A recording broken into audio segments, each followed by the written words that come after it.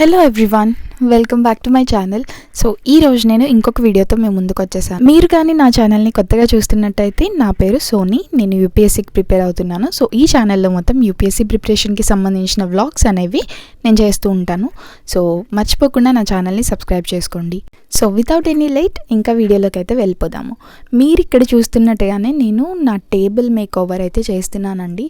So ఇన్ని రోజులు నాకు టేబుల్ అనేది లేదు కదా, స్టడీ టేబుల్ అనేది, ఒక స్టడీ ఏరియా అనేది. సో నా కోసము స్టడీ ఏరియా అనేది నేను ప్రిపేర్ చేసుకుంటున్నాను. సో నాకు చదువుకోవాలనిపించినప్పుడు నేను ఆ టేబుల్ దగ్గర కూర్చొని మంచిగా కాన్సన్ట్రేటెడ్గా మోటివేటెడ్గా చదువుకోవచ్చు అనేసి ఇక్కడ నేను ఒక A4 షీట్ అని కాదు, కానీ జస్ట్ ఆర్ట్కి సంబంధించిన ఒక బుక్లో ఉన్న పేపర్స్ పైన నార్మల్గా పెయింట్ వేసేసి కొన్ని కోట్స్ అనేవి రాసుకున్నాను నేనే.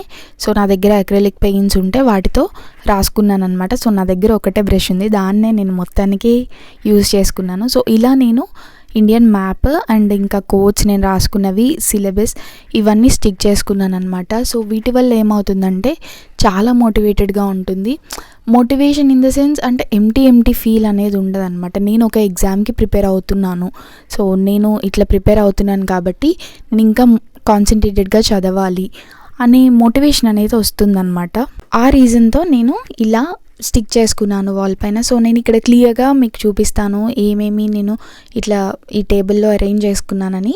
కింద టూ షెల్ఫ్స్ ఖాళీగా ఉంటే ఒక షెల్ఫ్ మాత్రమే యూజ్ చేసుకున్నాను. కిందది నేను బెండ్ అయి తీసుకోవడం అవ్వదు కాబట్టి సో ఫస్ట్ పైనున్న షెల్ఫ్లో ఆల్ ఎన్సీఆర్టీస్ నా దగ్గర ఉన్న ఎన్సీఆర్టీస్ అన్నీ అండ్ ప్రతి సబ్జెక్ట్కి సంబంధించిన నోట్స్ అనేది అక్కడ అరేంజ్ చేసుకున్నాను. ఆ తర్వాత ఇంకా నా సైడ్కి కావాల్సిన బుక్స్, అంటే నేను ఇప్పుడు ప్రెజెంట్ చదువుతున్న బుక్స్ని యాడ్ చేసుకున్నాను.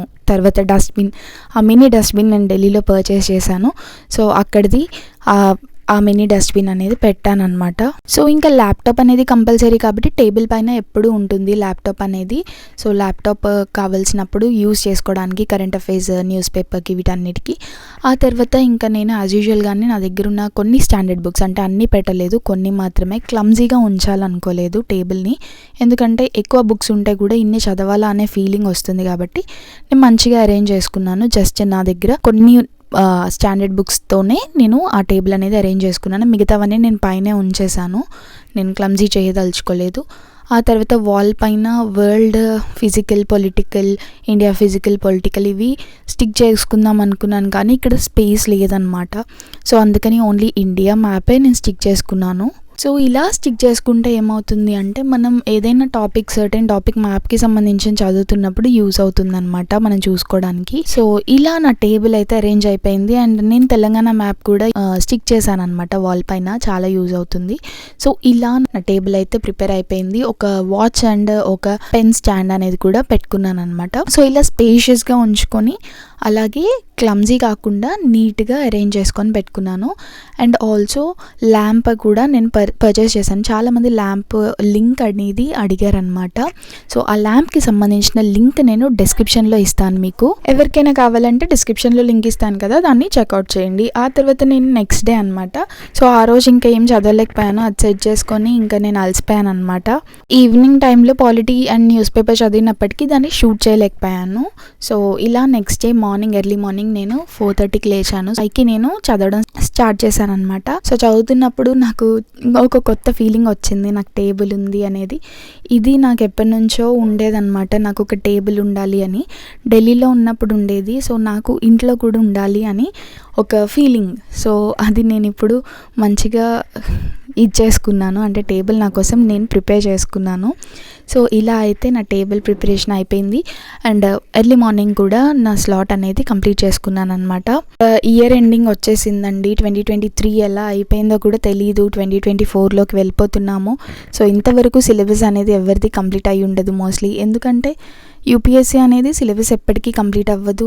అది మనం ఎంత కంప్లీట్ చేయాలన్నా దానికి డబుల్ అవుతూనే ఉంటుంది డైలీ. సో ఇలా సిలబస్ అనేది కంప్లీట్ అవ్వకుండా ఉండిపోయింది. ఎలాగైతే మోస్ట్లీ కంప్లీట్ చేయాలి అని అనుకుంటున్నాను. 2025లో ఇస్తున్నాను కాబట్టి ఎగ్జామ్. సో ఇంకా ఆఫ్టర్నూన్ టైం అయిపోతుంది కదా, సో ఆ టైంలో నేను న్యూస్ పేపర్ అనాలిసిస్ వినేసి దాంతోపాటు నోట్స్ ప్రిపేర్ చేసుకున్నాను.